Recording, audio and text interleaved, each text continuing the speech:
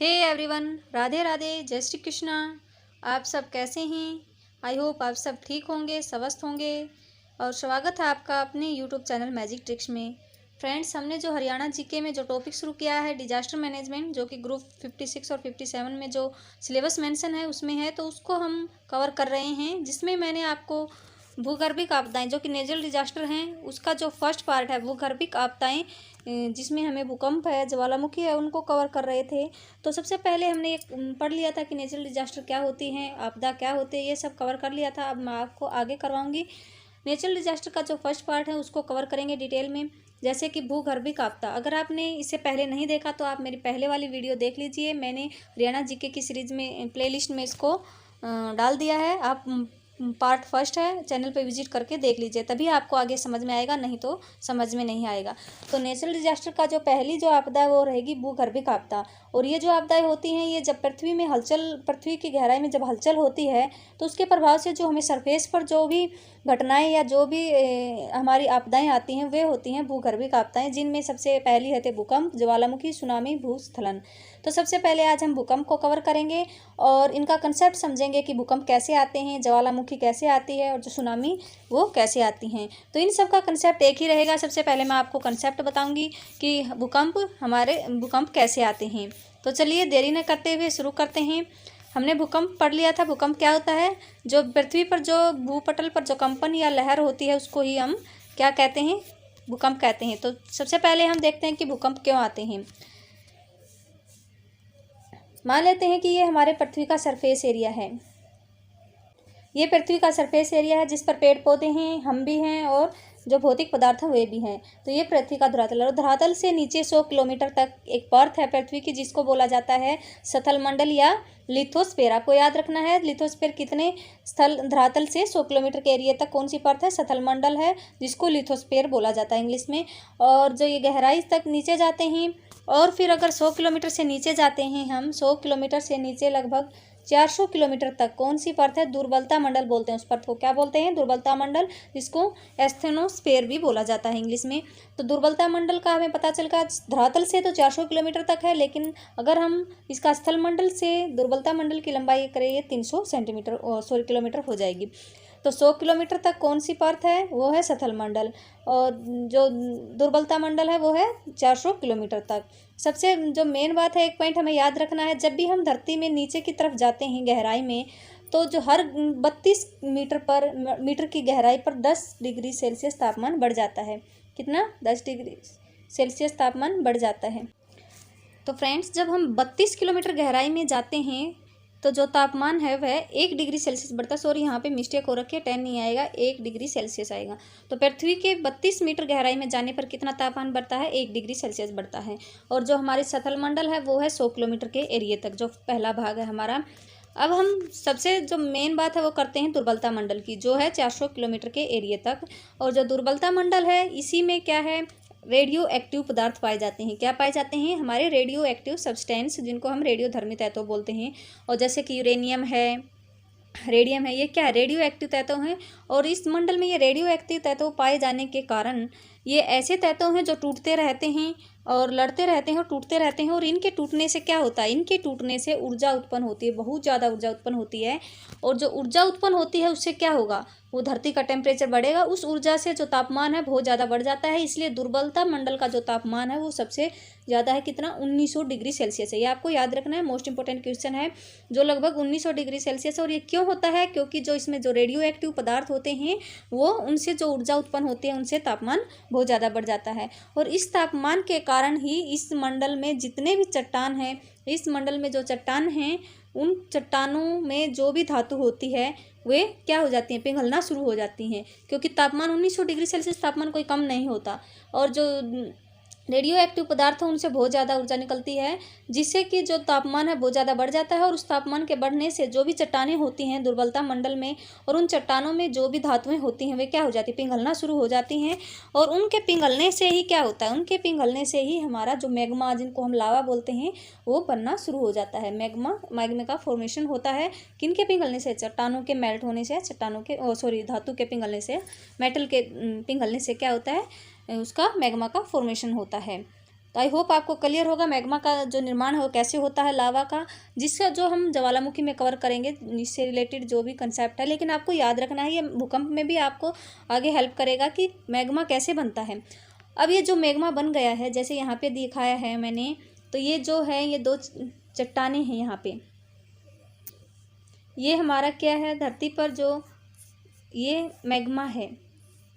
जब ये चट्टानें जहाँ पे जो तापमान ज़्यादा होगा तो वहाँ पे तापमान ज़्यादा होने से जो धातु हैं वो पिघलेंगी, और पिघलने से जो क्या होगा, लावा होगा, और जो नीचे का लावा होगा वो सबसे ज़्यादा गर्म होगा, क्योंकि वहाँ पे तापमान बहुत ज़्यादा है। गर्म होने के और ऊपर का क्या होगा, ठंडा होगा। तो जो गर्म होगा वो ऊपर की तरफ जाएगा और जो ठंडा होगा वो नीचे की तरफ जाएगा। तो इस तरह से जो मैग्मा है वो क्या होता है, घूमता है। तो जो नीचे का मैग्मा गर्म होता है और ऊपर का ठंडा होता है, इसलिए गर्म मैग्मा होगा क्या, ऊपर की तरफ जाएगा, और ठंडा जो होगा वो नीचे की तरफ जाएगा। इससे हमें क्या होगा, जो ये जो मैग्मा है ये घूमेगा, इसे क्या होगा, फिर संवहनीय धारा उत्पन्न होगी, जिसको हम क्या बोलते हैं, संवहनीय धारा उत्पन्न होगी, और जिससे कि वह तेजी गति से घूमने लग जाएगा। धारा मतलब गोल गोल घूमेगा, तो संवहनीय धारा उत्पन्न होगी, जिससे यह बहुत तेज़ी से घूमने लगेगा। और जब ये तेज़ी से घूमेगा तो क्या होगा, जो प्रेशर है वो प्रेशर पड़ेगा, वो किस पे ऊपर पड़ेगा, चट्टानों पे पड़ेगा। जो ये चट्टानें हैं, और ये जो चट्टानें हैं ये मैग्मा को बाहर नहीं निकलने देती हैं। कौन सी चट्टानें हैं, जैसे ये जो भी हमारा सतल मंडल है और जो हमारा दुर्बलता मंडल है उसके बीच में चट्टानें हैं। ये चट्टानें ग्रेनाइट और बेसाल्ट की बनी होती है। आपको याद रखना कौन सी चट्टानें होती हैं जो गाढ़े पदार्थ को ऊपर नहीं जाने देती। ये जो चट्टानें होती हैं ग्रेनाइट और बेसाल्ट की बनी होती हैं, और बनी इन चट्टानों को क्या कहा जाता है, ग्रेनाइट और बेसाल्ट पदार्थ से बनी चट्टानों को ही हम प्लेट कहते हैं। क्या कहते हैं, प्लेट कहते हैं। और क्या उदाहरण और क्या डेफिनेशन हो सकती है, और हो सकती है कि सतल मंडल और दुर्बलता मंडल को जोड़ने वाले भाग को भी क्या कहते हैं, हम प्लेट कहते हैं। तो आपको याद रखना है प्लेट की क्या डेफिनेशन है। तो प्लेट क्या एक तरह की चट्टानें ही हैं, लेकिन ये क्या है, ये ग्रेनाइट और बेसाल्ट से बनी होती हैं। तो प्लेट किससे बनी होती है, ग्रेनाइट और बेसाल्ट से बनी चट्टानों को क्या कहते हैं, हम प्लेट कहते हैं। और प्लेट मुख्यतः दो प्रकार की होती हैं, छोटी प्लेट और बड़ी प्लेट, जिनको हम माइनर और मेजर बोलते हैं। माइनर लगभग संख्या में कितनी होती हैं, 20 होती हैं, और जो मेजर होती हैं वे लगभग संख्या में 7 होती हैं। आई होप यहाँ तक आपको क्लियर होगा। जो मैंने बताया था कि मैग्मा गर्म होगा, जो नीचे का मैग्मा होगा वो बहुत ज़्यादा गर्म होगा और ऊपर का ठंडा होगा। तो जो गर्म मैग्मा होगा वो ऊपर की तरफ भागेगा और जो ठंडा होगा वो नीचे की तरफ आएगा। और जो गर्म मैग्मा होगा तापमान इतना बढ़ जाएगा कि जो ये मैग्मा होगा ऊपर की तरफ जाएगा, तो ये प्लेट होंगी, इनके ऊपर प्रेशर डालेगा।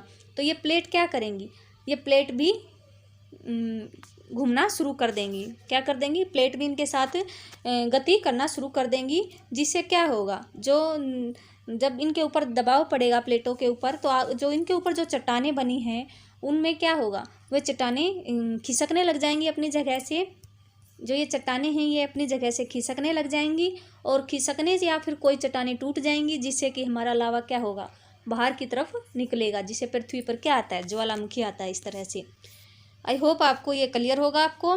और जो गर्म मैग्मा जो गाढ़ा या जो पदार्थ होता है उसको हम क्या बोलते हैं, मैग्मा चैम्बर बोलते हैं, जो कि यहाँ पे गोल गोल घूमता गाढ़ा पदार्थ होता है जहाँ पर पृथ्वी में, तो गाढ़े पदार्थ को ही हम मैग्मा कहते हैं। और जहाँ पे ये पृथ्वी में जहाँ पे भी ये होता है उसको क्या बोलते हैं, मैग्मा चैम्बर बोला जाता है। आई होप ये कंसेप्ट आपको क्लियर होगा। इसी कंसेप्ट से भूकंप आते हैं और इसी कंसेप्ट से हमारे क्या ज्वालामुखी फटते हैं। अब हम देख लेते हैं कि यहाँ से क्वेश्चन क्या क्या बनेंगे इस टॉपिक से। इस टॉपिक से क्वेश्चन बन सकते हैं कि सतल मंडल की सीमा क्या होती है। तो मैंने अभी अब बताया कि पृथ्वी की गहराई से धरातल से 100 किलोमीटर तक का जो एरिया है वो क्या कहलाता है, सतल मंडल कहलाता है, जिसको हम क्या बोलते हैं, लिथोस्फीयर बोलते हैं। और दुर्बलता मंडल की सीमा रहेगी धरातल से 400 किलोमीटर या फिर सतल मंडल से 300 किलोमीटर, जिसको एस्थेनोस्फीयर बोला जाता है। अब नेक्स्ट देखते हैं कि दुर्बलता मंडल से भी कुछ क्वेश्चन बनते हैं कि दुर्बलता मंडल में यह पूछा जा सकता है कि रेडियो एक्टिव पदार्थ कहाँ पे पाए जाते हैं। ये पाए जाते हैं दुर्बलता मंडल में। और दुर्बलता मंडल की जो सीमा है वह है कितनी है, वह है लगभग धरातल से 400 किलोमीटर तक। और जो रेडियो एक्टिव पदार्थ कौन कौन से हैं, यूरेनियम है, रेडियम है, ये एग्जाम्पल हो जाएंगे इनके। और दुर्बलता मंडल का तापमान कितना होता है, 1900 डिग्री सेल्सियस, ये भी क्वेश्चन बन सकता है। और क्या बन सकता है कि प्लेटों का निर्माण कहाँ पे होता है, दुर्बलता मंडल में ही होता है। और प्लेटें भी कहाँ पे पाई जाती हैं, दुर्बलता मंडल में। और प्लेट की डेफिनेशन क्या होगी, प्लेट किसे कहेंगे हम, सतल मंडल और दुर्बलता मंडल का जो ज्वाइंट पार्ट है उसे हम प्लेट कह सकते हैं।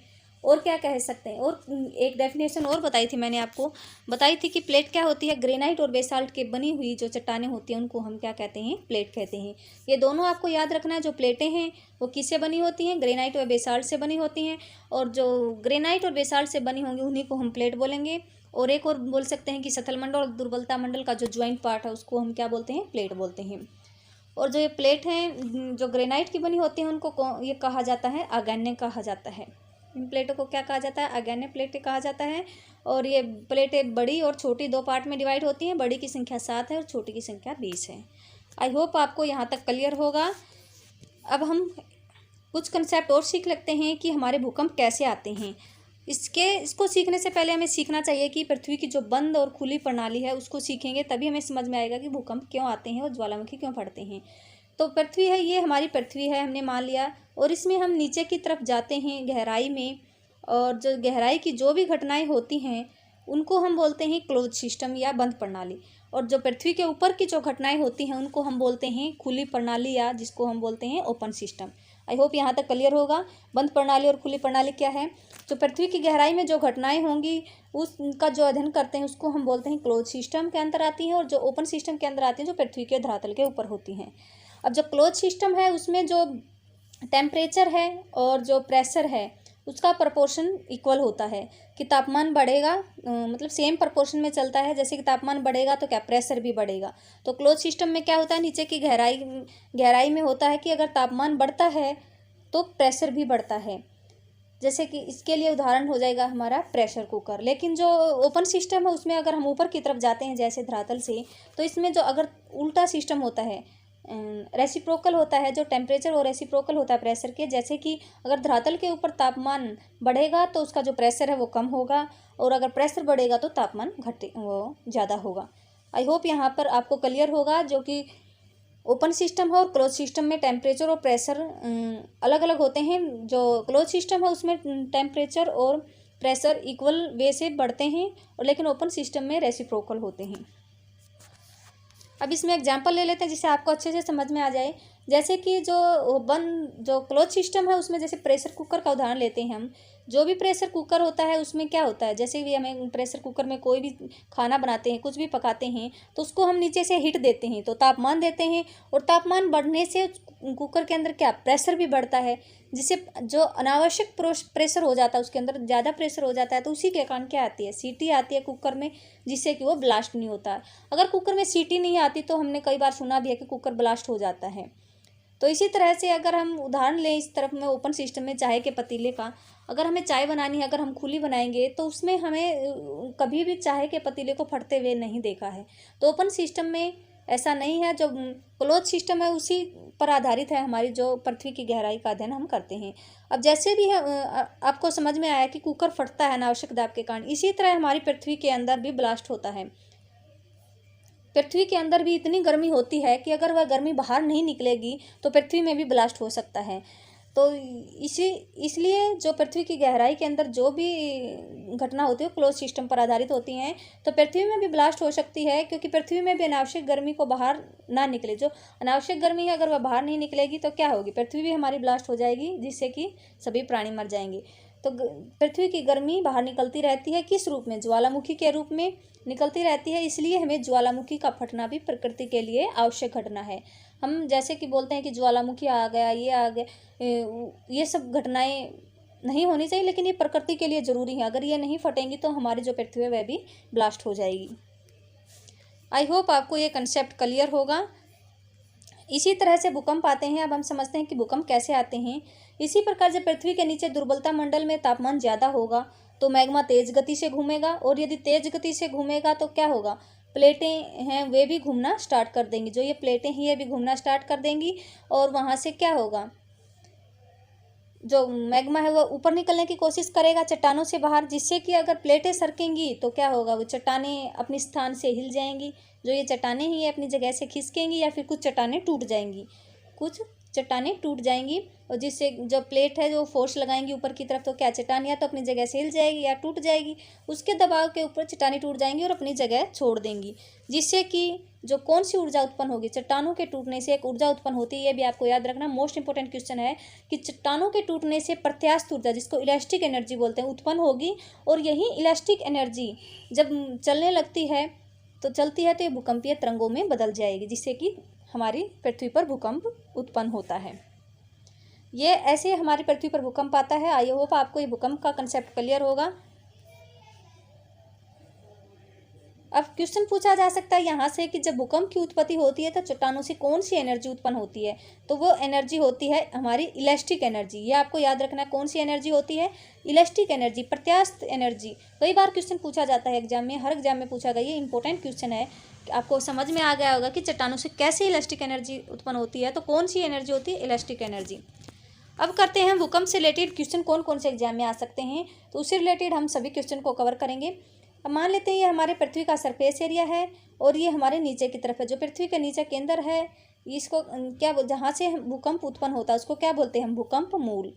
पृथ्वी की गहराई में वो स्थान जहाँ से भूकंपीय तरंगें सबसे पहले उत्पन्न होती हैं उनको क्या बोला जाता है, भूकंप मूल बोला जाता है। फोकस भी बोल सकते हैं, इंग्लिश में फोकस बोला जाता है। और यहाँ से जो पहली तरंग उत्पन्न होती है, सबसे पहले जो तरंग उत्पन्न होती है उसको क्या बोलेंगे, प्राथमिक तरंग। प्राथमिक तरंग किसे कहते हैं, भूकंप के केंद्र, भूकंप मूल से जो पहली तरंग उत्पन्न होगी उसे हम प्राथमिक तरंग कहेंगे। और जो ये प्राथमिक तरंग सबसे पहले जो धरातल पर पहुंचेगी, जिस धरातल पर पहुंचेगी उसे क्या बोलेंगे, अधिकेंद्र। जहाँ पे पहुंचेगी उसे क्या बोलेंगे, अधिकेंद्र, एपिसेंटर।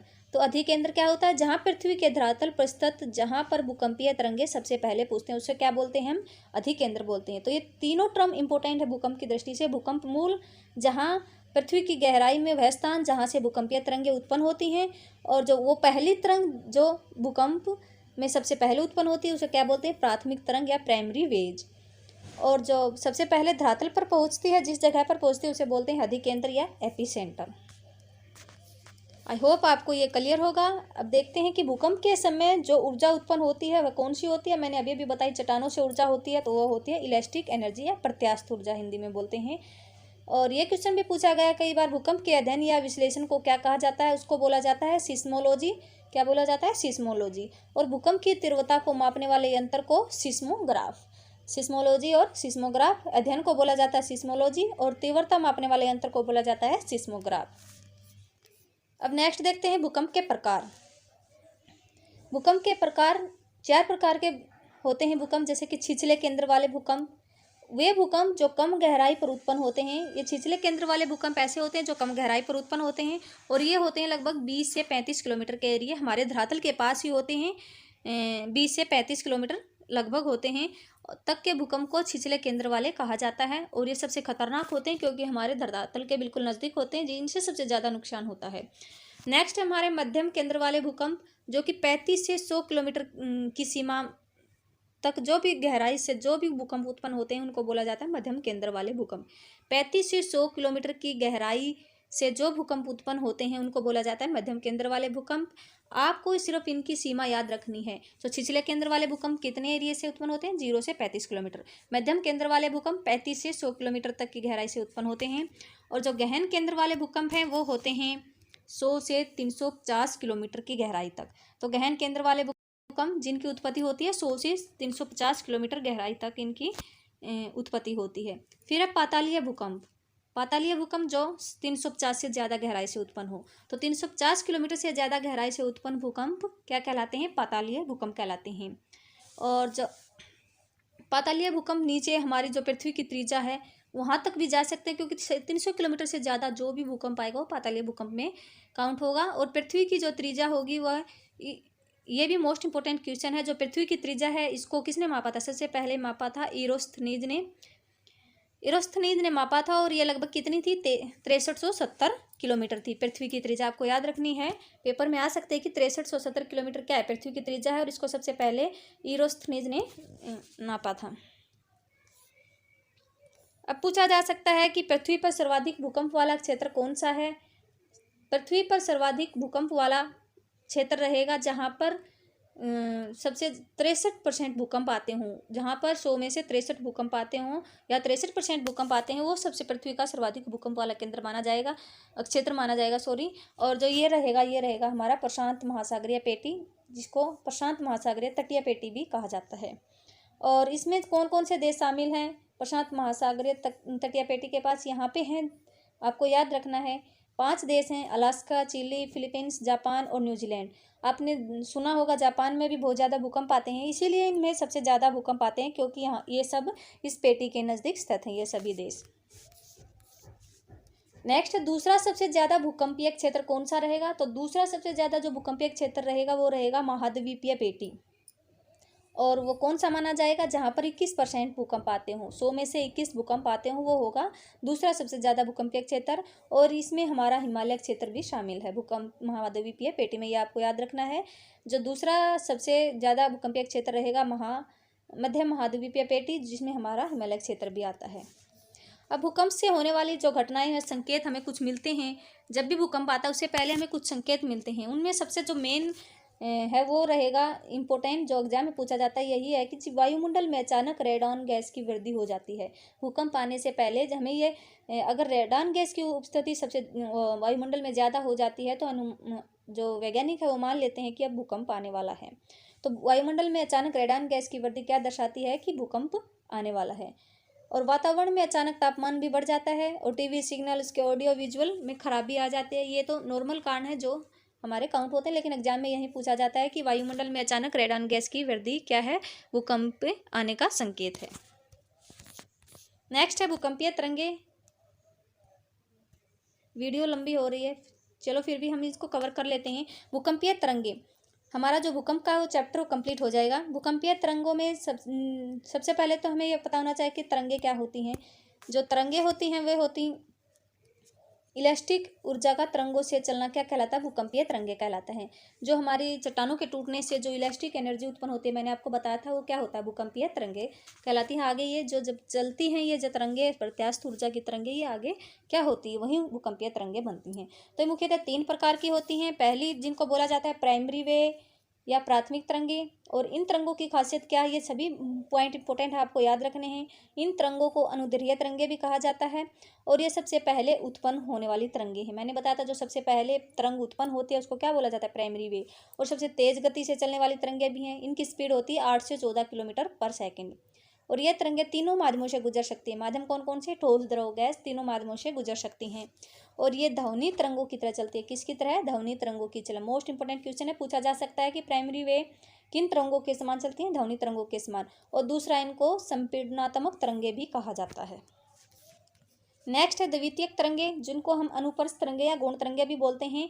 और ये है प्राथमिक तरंगों के बाद उत्पन्न होने वाली तरंगे हैं, और इनकी गति 4 से 8 किलोमीटर पर सेकंड है, इन जो कि प्राइमरी तरंगों से कम है। ये तरंगे द्रव माध्यम से नहीं गुजरती हैं। किससे नहीं गुजरती हैं? ये याद रखना, मोस्ट इंपॉर्टेंट है। द्रव से नहीं गुजरती है, जबकि प्राइमरी तरंगे तीनों माध्यमों से गुजरती हैं। और क्या खासियत है सेकेंडरी तरंगों की? प्राथमिक तरंगों की गति द्वितीय तरंगों से 66% ज़्यादा होती है। आपको याद रखना है, कितनी ज़्यादा होती है? 66%।